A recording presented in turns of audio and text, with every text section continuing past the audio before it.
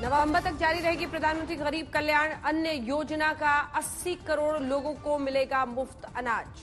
देश के नाम संबोधन में पीएम मोदी ने किया योजना के विस्तार का ऐलान। 80 करोड़ लोगों को दिया जा रहा है मुफ्त अनाज। पीएम ने एक देश एक राशन कार्ड की नीति पर भी दिया जोर। राज्यों के साथ चर्चा की तैयारी में केंद्र सरकार।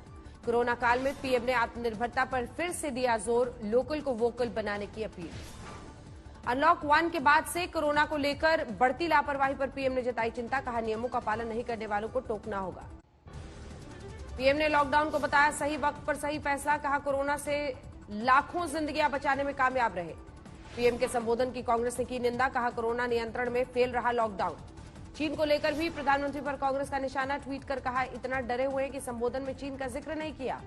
पीएम के संबोधन से पहले राहुल गांधी ने भी जारी किया वीडियो। कोरोना से पैदा हुई आर्थिक तंगी के हालात से निपटने के लिए कांग्रेस की न्याय योजना चलाने की सलाह। राहुल गांधी ने चीन के मुद्दे पर भी प्रधानमंत्री को घेरा। पूछा सवाल चीन की फौज को पीएम हिंदुस्तान से कब और कैसे निकालेंगे। एआईएमआईएम सांसद असदुद्दीन ओवैसी ने भी पीएम के संबोधन पर साधा निशाना। कहा बोलना था चीन पर, बोल गए चना पर। गलवान घाटी में 15 जून की झड़प के बाद आज दूसरी बार भारत चीन में कोर कमांडर स्तर की बैठक। एलएसी पर तनाव कम करने के उपायों पर चर्चा जारी। 5G की नीलामी से चीनी कंपनी हुआवे को हो सकती है बाहर। सूत्रों के मुताबिक मंत्रियों की बैठक में सुरक्षा कारणों से हुआवे को लेकर चिंता जताई गई। चीन के कई और मोबाइल ऐप पर देश में लग सकती है पाबंदी। सोमवार को केंद्र सरकार ने 59 चीनी ऐप्स किए बैन। चीनी ऐप पर बैन को लेकर दिल्ली में चीनी दूतावास ने जताई आपत्ति। WTO के नियमों का हवाला दिया।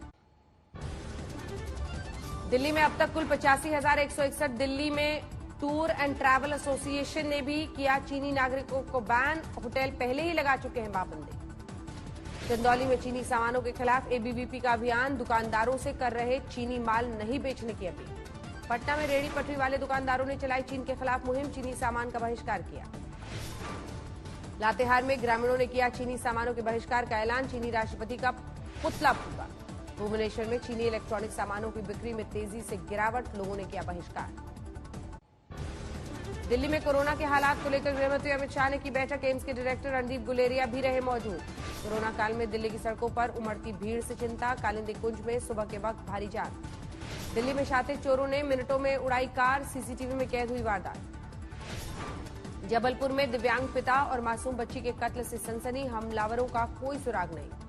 मध्य प्रदेश में उपचुनाव से पहले सियासत तेज। भोपाल में बीजेपी कार्यकर्ताओं ने पूर्व सीएम कमलनाथ का पुतला फूका। मध्य प्रदेश में शिवराज सरकार का कैबिनेट विस्तार टला। दिल्ली से भोपाल पहुंचे सीएम शिवराज सिंह। ज्योतिरादित्य सिंधिया भी नहीं पहुंचे भोपाल। कैबिनेट में सिंधिया समर्थकों की सीटों को लेकर सहमति नहीं बन पाने की अटकलें। इंदौर में कांग्रेस कार्यकर्ताओं ने ढोल मंजीरे बजाकर किया प्रदर्शन। शिवराज सरकार के 100 दिन पूरे होने पर मनाया काला दिवस।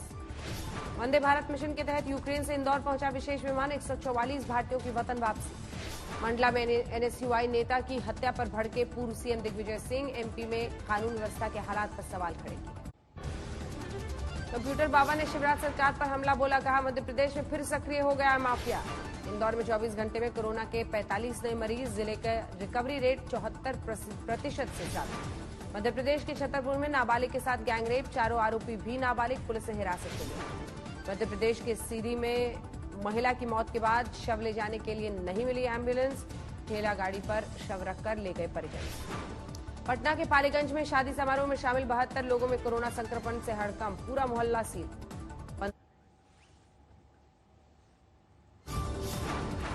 15 जून को शादी में शामिल हुए थे सभी लोग। शादी के दूसरे दिन ही कोरोना जैसे लक्षणों के बाद दूल्हे की मौत हुई थी। कैमूर में 2 गुटों के झगड़े में लहराए गए तमंचे। घटना का वीडियो वायरल। खगड़िया में थानेदार समेत 3 पुलिसकर्मियों पर 14 लाख के गबन का आरोप। तीनों सस्पेंड। बेगूसराय में 2 युवकों की गोली मारकर हत्या। भड़के परिजनों ने सड़क पर किया हंगामा। दरभंगा में ज्वेलरी शोरूम में लाखों की चोरी। सीसीटीवी में दिखे चोर। चाइनीज ऐप पर पाबंदी के फैसले को बीजेपी नेता सोनाली फोगाट ने बताया सही। टिकटॉक ऐप के जरिए सोनाली को मिली थी शोहरत।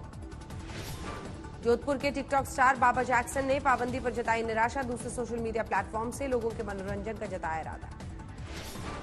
महाराजगंज की टिकटॉक स्टार अंजलि भी बैन से निराश। सरकार के वैकल्पिक इंतजाम करने की अपील। आगरा के टिकटॉक सेलिब्रिटी विनी ने किया पाबंदी के फैसले का स्वागत। कहा अब YouTube पर अपलोड करेंगे वीडियो। लखनऊ की टिकटॉक स्टार नीना ने भी बैन का स्वागत किया, कहा देशहित में सरकार का सही फैसला। राजस्थान में अनलॉक 2 के लिए गाइडलाइंस जारी, अगले आदेश तक सिटी बस चलने की इजाजत नहीं। अलवर में हथियारों के फर्जी लाइसेंस नेटवर्क का खुलासा, कलेक्ट्रेट ऑफिस का एक कर्मचारी गिरफ्तार। भरतपुर में टिड्डियों के हमले से हड़कंप, रिहायशी इलाकों और बाजारों में घुसा टिड्डियों का झुंड। टिड्डियों से निपटने के लिए अब हेलीकॉप्टर से होगा केमिकल का छिड़काव। बाड़मेर में केंद्रीय कृषि राज्य मंत्री कैलाश चौधरी ने किया ऐलान। कोटा में युवक की बांधकर पिटाई, वारदात के चारों आरोपी पुलिस के शिकंजे में।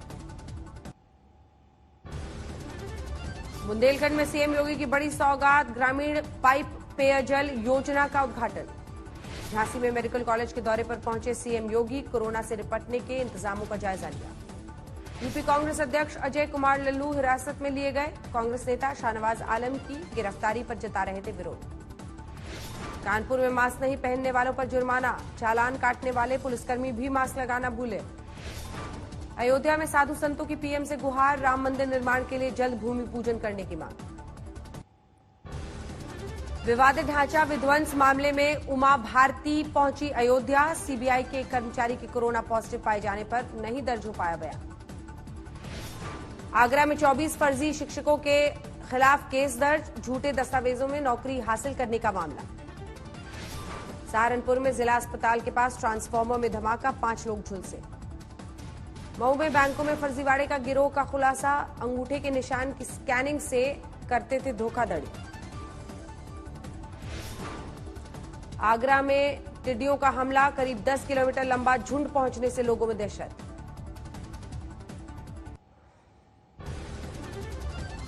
अभिनेता सुशांत सिंह राजपूत खुदकुशी मामले में आज संजना सांघी से पूछताछ। सुशांत की फिल्म में हीरोइन थी संजना। सुशांत सिंह केस में निर्देशक शेखर कपूर का भी बयान दर्ज करने की तैयारी में मुंबई पुलिस। शेखर कपूर ने किया था बॉलीवुड की गुटबाजी का इशारा। मुंबई में ताजमहल पैलेस और ताज लैंड्स होटल की सुरक्षा सब फोन पर मिली थी, आतंकी हमले की धमकी।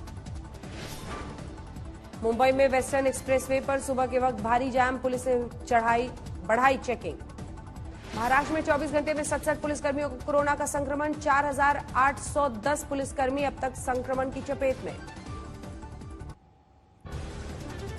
बुल्ढाना में किसानों ने कृषि अधीक्षक के दफ्तर पर किया कब्जा, बीज कंपनी की धोखाधड़ी से भड़के। नांदेड़ में भी नकली बीज देकर किसानों से धोखाधड़ी, इंदौर की कंपनी के खिलाफ केस दर्ज। अहमदनगर से पंढरपुर के लिए आषाढ़ी यात्रा रवाना, कोरोना नियमों के चलते चंद लोगों को ही यात्रा की इजाजत। महाराष्ट्र के चंद्रपुर में सैलानियों के लिए कल से खुलेगा टाइगर रिजर्व, हर गेट से सिर्फ 6 वाहनों को इजाजत। कोरोना वैक्सीन की तैयारियों को लेकर पीएम ने की उच्च स्तरीय बैठक, भारत बायोटेक कंपनी को मिली है ह्यूमन ट्रायल की इजाजत। देश भर में कोरोना से 24 घंटे में 418 लोगों की मौत, 16,893 लोगों ने दम तोड़ा। 24 घंटे में देश भर में सामने आए 18,522 नए मरीज, कुल 5,66,000 के पार है कोरोना का आंकड़ा। अब तक 34,000 से ज्यादा कोरोना मरीज स्वस्थ हुए, रिकवरी रेट 60% के करीब। महाराष्ट्र में 24 घंटे में सामने आए 5,257 नए मरीज, कुल मामले 1,70,000 के करीब। दिल्ली में रोजाना आने वाले कोरोना मामलों में दिखी गिरावट, सोमवार को आए 2,084 नए मरीज।